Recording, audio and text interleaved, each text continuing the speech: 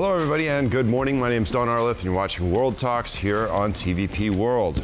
An informal meeting of European leaders is about to get underway in Copenhagen as the EU scrambles to shore up the defenses of the bloc as well as that of Ukraine under constant pressure of invading Russian forces.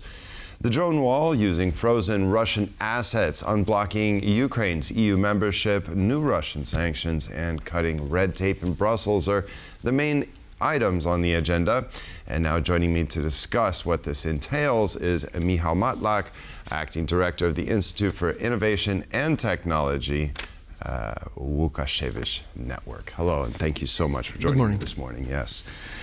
So Copenhagen has effectively been turned into an anti-drone fortress for this week's summits. What does this level of security tell us about the scale of the drone incursions that we've seen, some of which we're now labeling hybrid attacks?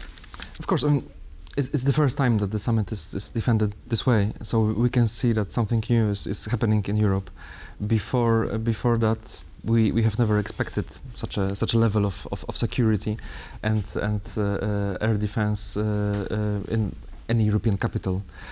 Obviously, what mattered was the attack on the airport in Copenhagen and in Denmark, airport in Copenhagen and other airports in Denmark, and also drones attack on countries like Poland and other Eastern European countries. So we see that something new is happening, that a hybrid war is entering a new phase, and this is just an example of that. Well, hopefully it doesn't enter a hot phase. Poland sent soldiers to protect the venue. What does this say about the state of the European Union, NATO, and the current situation right now? That we're sending soldiers all the way over to Denmark to protect an EU summit of EU leaders. Yes, and other European countries sent their jets, for example, to protect Polish sky during this famous night from 9th to 10th of September. So we can see here kind of, I'd say, a cooperation which is real, because obviously we need this cooperation. Really, we need capacities of other countries to kind of to support our systems. But it's also symbolic. It's symbolic because sending soldiers from other countries means we want to help you. We are here together. We are in this together. So I'd say that it's sending soldiers, Polish soldiers, to Copenhagen today is a symbolic gesture showing that we want to invest in the European defense. Certainly. Now, this concept of a European drone wall, what is it? How would it potentially work, do you think? I mean, the concept is not yet clearly defined. It was proposed by the Commission just a few days ago. So it's one among 4 or 5 other projects, mostly concentrating on various kinds of air defense. This is an answer to what happened in Poland in the first half of September, in other countries as well, Eastern European countries, and it's about it's a complicated system, complex system, which kind of includes air kind of deception systems, kind of radars, and also kind of one of the key aspects of the system is to be able to distinguish between kind of more dangerous and less dangerous drones, and not to be kind of not to need to send kind of F-35, for example, to fight these drones, but to use kind of cheaper methods. And the idea of the Commission, the idea that was prepared by Commissioner Kubilius, is to kind of to Europeanize this problem, kind of not to concentrate on kind of on national capacities, but to organize a system for all, especially Eastern flank countries, that would be financed from the partially at least from the European funds. From which funds? This is also an interesting question. How it will be governed? This will be discussed today in Copenhagen. Exactly, and there are some states that simply want to keep it within the national competency. Where does Poland fall on this? Would Poland like to see the European Commission take care of this and have a bigger European project, or? I guess the devil lies in the details, because Poland, the current government, is not kind of completely close to the idea that, completely opposed to the idea that the Commission has a big role here. But it depends on the kind of on the rules, how it's being used and how it's being financed. On this particular issue, to my knowledge, it's Germany who wants to keep it more intergovernmental. So they want to use more European Defence Agency, which is an organization controlled mostly by the governments and not by the European Commission. And the Commission obviously wants to have the control. To my knowledge, Poland doesn't have a clear stance on that, but I think it depends on how exactly this would look like and how it will be financed. Yeah, and the concept, as you mentioned, is still pretty much being developed, yeah? Definitely. It will be discussed today, but no decisions will be taken today. It's important. It's an informal summit.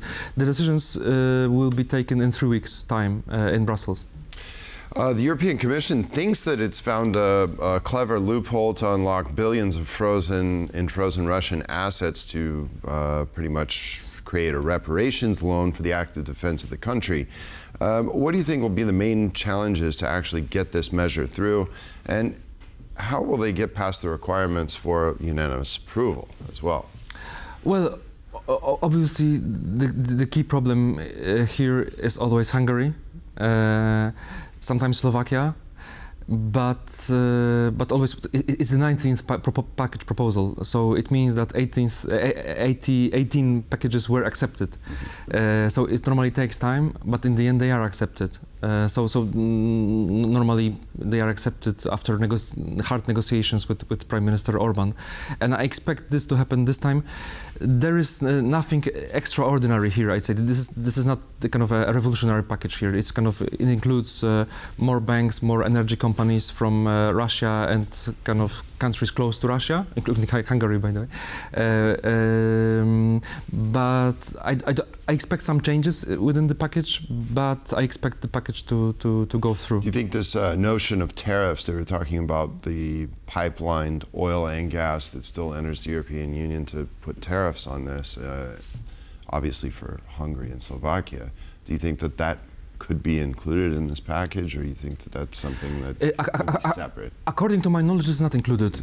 This is not included. I think that this is still kind of, there's a discussion about it, but it's not on the table. Okay. But what might happen is to discuss this issue today at the summit. I think that this will be one of the issues raised by some governments. Well, the big question here is whether this 19th sanctions package will please the United States. Europeans have been putting pressure on the Trump administration to put in the secondary sanctions on China and India and even Turkey for buying Russian oil. But of course, as Donald Trump famously said at the UN General Assembly, what's going on here? How can you guys still be buying the oil from Russia while funding Ukraine's active defense? And if we look at the statistics, Europeans have bought more oil and gas than they have given in aid to Ukraine, both in terms of the government and in terms of military aid.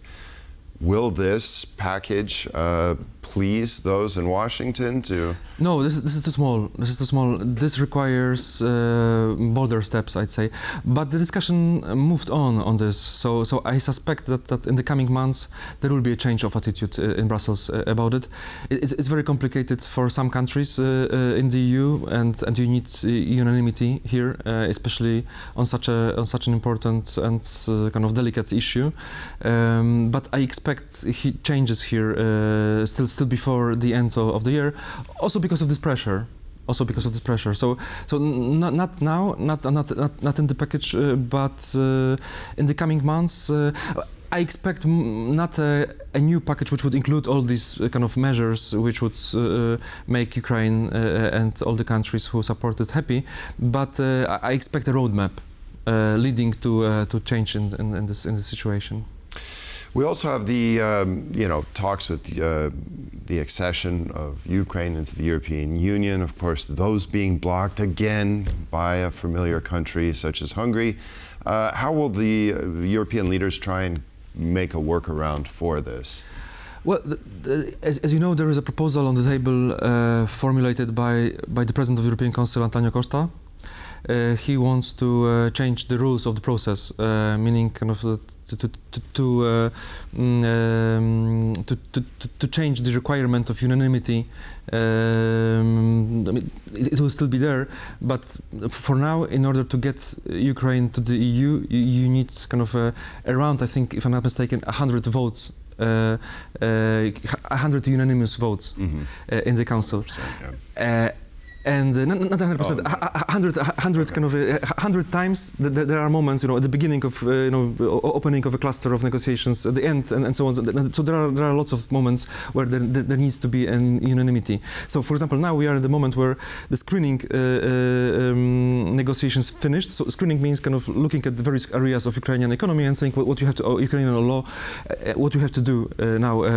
And so now it's a moment where real negotiations can start. And in order to start them, you need unanimity, and this is a moment where Costa says let's change the rules for at least some of these clusters to be opened. To be able to open them just using the qualified majority. But in order to change these rules, you need unanimity again. So whether Hungary says yes, it's a very, very difficult question. Maybe again it will be a result of negotiations with the Prime Minister. He will still be able to block the process in the end, because I mean not all the unanimous kind of votes will be changed. So I suspect that there is some room for maneuver here, and this could. This would advance negotiations if this happens. But again, I don't expect this. This will for sure not happen here today, because it's not this kind of summit. I don't think it will happen in 3 weeks. I would be rather skeptical, but it might happen still before the end of the year. All right. Well, we'll have to obviously see which direction this takes. Michał Matlak, acting director at the Institute for Innovation and Technology, Łukasiewicz Network. Thanks so much for joining us this morning. Appreciate it. Thank you very much. And that concludes this edition of World Talks. Thanks for joining us, and stay with us for more here on TVP World.